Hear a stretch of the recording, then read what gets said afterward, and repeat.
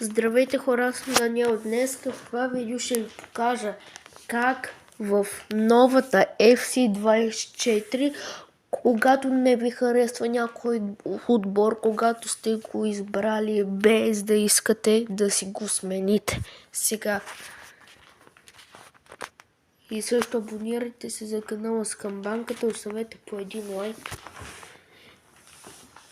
И нека да започнем. Така. Влизате в играта.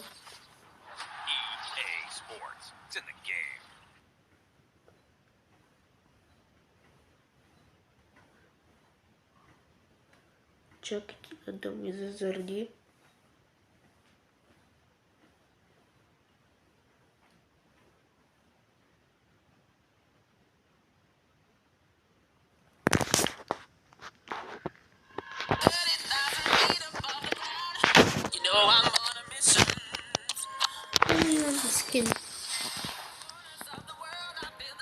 Така, влизате тук, натискате това,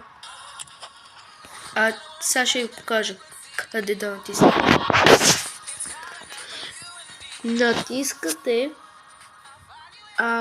бутончето, това с дрехата и до него някаква карта, натискате. Тоест, на това където сега ми свети червената точка, натискате го. Идвате натам на логото на вашия отбор, натискате го така и ето. Сега може да си изберете какъвто отбор искате. И да ви кажа каква е идеята, сега ще ви покажа. Ето, например, не искам да съм от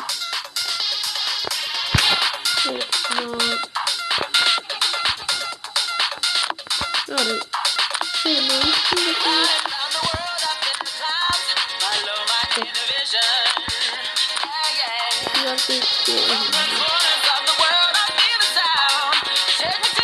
така, натискам този отбор. 3-2-1 от Португалия. Това чак по тоя.